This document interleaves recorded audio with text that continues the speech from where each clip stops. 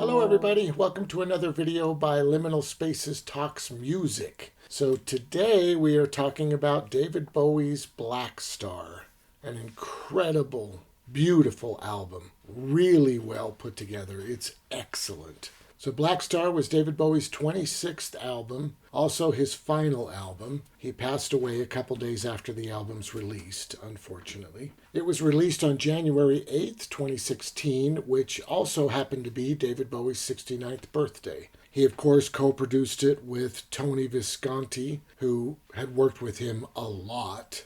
Sorry if I mispronounce these names. I'm also going to talk about the band. I'm going to mess up their names too, so just so everybody knows.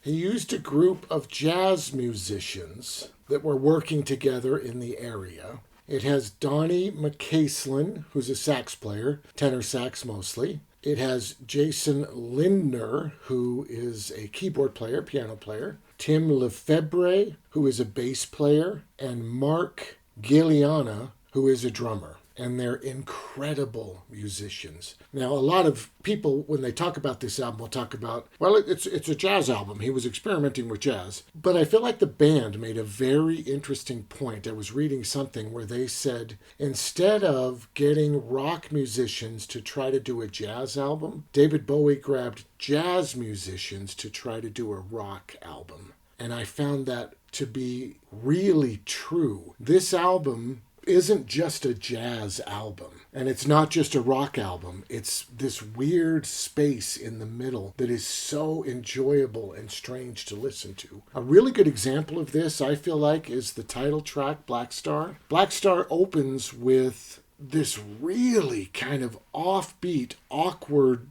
drum line and bass line. It's this really strange thing to try to listen to. The drums sound like a drum machine. Straight up. It's like somebody's just holding down the button to hit 16th notes or something. The way this drummer's playing, it's so erratic and incredible. It's all where it should be, but it's right on the edge. It's so bizarre. And then, of course, in the middle of Blackstar, there's this whole other melody that's put in. But when we get to the end of that, we go back to what was originally being played, but this time it's very standard rock. If you listen to the drums in the last part of this song, it's very straightforward, and I feel like it loses a lot of its charm at the end there in those moments. I'm not saying that shouldn't exist, of course. A song should tell a story, and making that change is an important decision that the band made together. But it's very interesting to hear it become so basic and so straightforward as opposed to what we had in the beginning being so interesting and bizarre. Really wonderful choice to use these musicians to create these songs. Now, two of these songs were not written for the album. They were re-recorded for the album, thankfully. They got these musicians... By thankfully, what I'm saying is I love the work that these musicians did so much that I'm very pleased that we got more than 5 songs out of them. The album only has 7 songs. So with 2 of the songs being previously recorded, I'm glad they didn't just port over those recordings, even though they're great. They're David Bowie tunes, they're good. But the fact that they re-recorded them, I think, was very important for this album. And the reason I say that is because when I think of David Bowie, I don't generally think of albums. I think of songs. There are specific David Bowie songs throughout his career that I just love. And whether it simply be because I heard them a lot when I was 7 years old, or because I've heard them more recently and just love them, I can't say. It all sort of grows together over a lifetime. But I don't think of albums. I just think of those specific tunes. And I feel like there's a few reasons for that. Number one is my age. by the time I started thinking about getting an entire album by a musician, by the time I was old enough to start doing that, Let's Dance had come out. And I bought Let's Dance, of course. I bought Never Let Me Down. I started getting into David Bowie after that. But I do not believe those albums are the best introduction to David Bowie that you can have. They're fine. There's nothing really wrong with them. It's just that they're not the most successful David Bowie albums. And I'm not saying that Let's Dance didn't sell, because it sold. I mean, China Girl and Let's Dance. I think that Modern Love is on that, if I remember correctly. It's a huge album, right? But I don't believe it's huge because of the entire album. I think it's huge because of the hits. So I think I might have started with the wrong David Bowie albums to appreciate David Bowie as a person who creates albums instead of as a person who writes amazing songs. Another reason that I think that I don't think of David Bowie as an album creator, but more as a songwriter, is because his albums are really eclectic. I don't feel like you pop on a David Bowie album and have this experience that's completely unified. They're really kind of all over the place. They have really standout singles, they have beautiful ballads, and they have crazy rock tunes. And I'm not saying that that's a bad thing. It's just not what I think of when I want to put on an album. When I put on an album, I want to have a unified experience with that album, not be thrown all over the place. You know what I mean? I feel like Bauhaus is a little bit that way too. They'll have albums that just have amazing tunes, and then at other times it's like, wow, this is so different and so strange. Also, another factor I think is the way that albums are done these days. With the invention of compact discs, all of a sudden you had 70 minutes worth of space. And tapes were kind of that way, but tapes are interesting because a 90-minute tape is lower quality than a 45-minute tape. Longer tapes sort of had a bad rap. If you bought an album that was 90 minutes long on one tape, then you would probably begin to notice the wear on that tape pretty quickly. Whereas if you bought an album that was 45 minutes long or 40 minutes long on a 45-minute tape, that tape would simply last longer and you could enjoy it longer. Tapes weren't considered to have more space. But CDs, straight up 70 minutes, 75 minutes, whatever it is, you had that much time. There was no degradation in quality. That's how long they were. And I think people started making longer albums because of that. And I believe that sort of hurt the idea of an album. Now, these are just my opinions, but I feel like sitting down to listen to something for 70 minutes is a much bigger ask than sitting down to listen to something for 40 minutes. And if you listen to a 40-minute album for the same amount of time that you listen to a 70-minute album, you would have heard that 40-minute album a lot more, almost twice as much. And that's going to help it sink in. It takes a few listens sometimes to get into something. So I think the 70-minute album kind of hurt it. Also, of course, you have iTunes. You have a store where literally you can go buy the songs you want. You don't have to buy the whole album to hear the songs. Now, I buy the whole album. You know what I mean? I feel like the artist put something together. I hope they put something together that they feel like belongs together. And I want to experience that whole thing. But that is not the way I believe the general public approaches music anymore. Albums are different now. I think it's a different experience. So, all of that stuff makes me not approach certain artists as album artists, but as song artists. And David Bowie falls in that category for me. But this album really gelled for me. It only took me a couple listens, which I really adore. And some of those reasons are, number one, I didn't just buy Lazarus and Blackstar. I bought the whole album, which I'm so thankful that I did. Even though I will state those are really the best two tunes on the album. I firmly believe that. They're incredible. And secondly, the album is short. It's like 42 minutes long or something. It's only got 7 tracks. You really can listen to it and get through it and be like, wow, that seemed kind of short. I wonder if I should start it again. You know what I mean? And of course, Blackstar is so good, that opening track, that you are compelled to start it again because it's so incredible. But I think the most important reason that this album gelled for me is that band. These 5 musicians, David Bowie and the other 4, are just incredible together. And David Bowie is doing some crazy eclectic stuff. There's like a rap song on the album and 2 songs that were previously written. So it really could have been an incredibly jarring experience. But using those 4 musicians with David Bowie through the whole thing really draws it together. It's so moody and so incredible. No matter what David Bowie's doing on top of it, or what he had in mind before he met with the other musicians, by the time they all got together, it really is tight and incredible and consistent throughout. It's really dark and beautiful and interesting.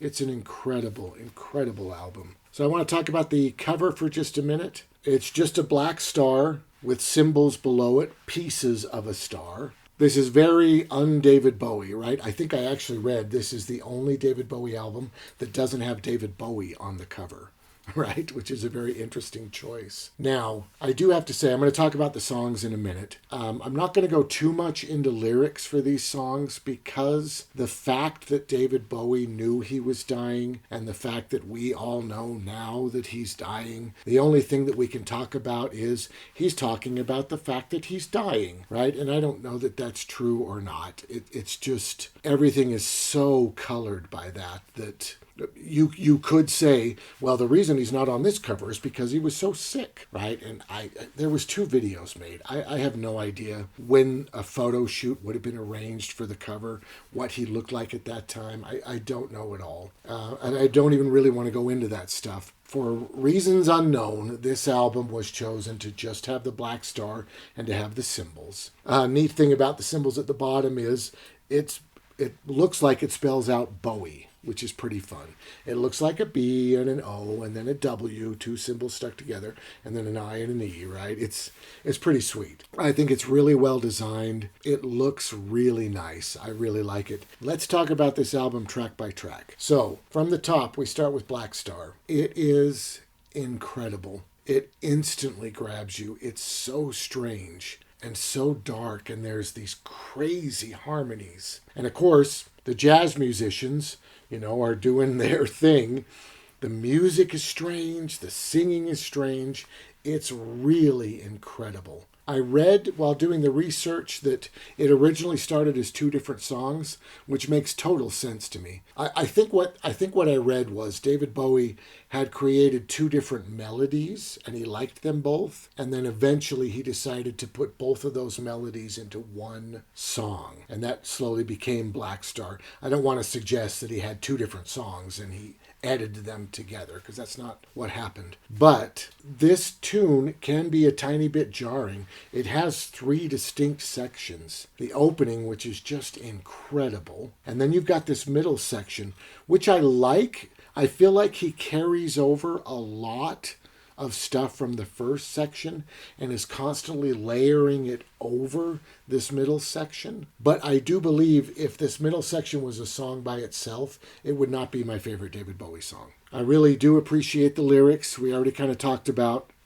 what they must mean. But I like it, but it's not as good, in my opinion, as the opening of that. And then we eventually get back to that. It's a little bit different, like I was saying. The music is different, which is very strange, but it really rounds out nice. It's an incredible tune. It's probably my second favorite tune on the entire album. It's really great. I do like talking about the songs because it's fun to nitpick things. You know what I mean? This whole album is incredible. If you haven't heard it, I would definitely pick it up. It's amazing. And I'm not trying to shoot anything down like mistakes were made or something weird. This is David Bowie's art, right? He can do whatever the heck he wants. I got no problem with any of it. But it is fun to talk about it and the things that really stick with you and the things that kind of go away, you know. All right, so the second tune, "'Tis a Pity She Was a Whore." So this is one of the two tunes that was not written for this album. It was written and recorded earlier. It's not my favorite tune. It's probably my least favorite tune on the album, to be perfectly honest with you. The title is taken from a tragedy that was written by John Ford back in 1626, I believe. It was very shocking at the time, and there's all kinds of murder and torture and all kinds of stuff in the play. I honestly consider it to just be a shock value mess. I did a little bit of research on the lyrics for the tune, and I read that David Bowie said that it was based on the violence enacted in World War One. So that's interesting. Promise you, I would much rather listen to David Bowie's song than sit through that play. I don't want to really have anything to do with that mess. But the song is all right. Like I said, the musicians are there, and the music is really interesting and wild. And of course, the way David Bowie sings it. You know, he's one of the musicians, of course. It's really well put together and strange. The lyrics are just kind of bizarre. They're not really my taste. So next up is Lazarus. I would say this is the best tune on the album, by far. It is so dark and aggressive and painful and reminiscent. It is an incredible, incredible song. One weird little off-topic thing. I really love a song by Men at Work, which is called No Sign of Yesterday. It has a sax solo by Greg Ham that I really feel is kind of close to the saxophone solo in this tune. Now, I gotta say straight up, I of course adore Men at Work. I was very young when they were really popular, and I enjoyed the heck out of them. And No Sign of Yesterday is so sad and so dark. And the way that saxophone just swoops up and then comes down, there's a very similar moment in Lazarus, and I can't help but think of those two side by side, which is interesting and weird, I know. Very strange. I also feel like the structure of Lazarus is kind of close to the Talking Heads' Memories Can't Wait. I feel like the way David Bowie is attacking those phrases seems to me to be kind of similar to the way David Byrne attacks the phrases in Memories Can't Wait. All of this is just my recollections about it, of course, right? There is no real connection between any of this, but these things just pop in my head as I'm listening to this. I really adore this tune. I think it is easily the best tune on the album. I love it. So then we get to Sue, and Sue is the other tune that was re-recorded for this album. The music is incredible. It's very strange. I really love the way that David Bowie is doing one thing, it feels like, and the musicians are doing another thing, but they really do work together. It's very strange. I do enjoy it. The lyrics are about a couple that's just getting together. They go through their life, and then the woman gets sick, and then the guy in the song finds out that she's been cheating on him, so she kills her and buries her in the backyard. I think it's pretty typical for a rock song, I guess. I'm not saying there's a lot of rock songs about guys killing their cheating wives. What I'm saying is it's not coming from the heart the way I feel like the other tunes on the album do come from the heart. But it is very interesting and a very enjoyable listen. It's a strange tune. I really like it. All right, so then Girl Loves Me. This one is bizarre. This is the one where he does some rapping. I think I can say that. I think he is straight up rapping in this song. And doing the research for it, it's got the Clockwork Orange words in it that Anthony Burgess created. That weird language that they use. I think he says vidi at one point. So that's kind of a fun, weird little fact. I didn't realize that. It's a tune that really jarred me right in the beginning. I didn't know where this was coming from. But the more I listen to it, the more that the music, of course, ties it directly into the album. but also a lot of the singing that David Bowie does in the song itself, because he's not rapping the entire time. There is a lot of singing, and it's beautiful and weird and kind of dark. It is an enjoyable song. I do like it, even though at first I was very shocked when I heard it the first time. And then you get to Dollar Days. Beautiful song. Truly, truly beautiful song. Really well written, well orchestrated. And in doing the research, once again, I didn't realize this wasn't a demo that David Bowie brought in. He was just messing around on a guitar, and the band just started working with him, and they put together this amazing tune. It's incredible. It's so sad and so beautiful. It's really, really well done. I love this song. And same can be said for the last song on the album. I can't give everything away. Just beautiful. It's probably my third favorite song on the album, with Dollar Days being the fourth. Just incredible songs. Truly, truly incredible, beautiful songs. All right, well, thank you so much for watching this. I hope you enjoyed it. If you did, please hit the like button. Please make sure to subscribe. We've got a bunch more content like this in the past and a lot more coming in the future. And have a wonderful day.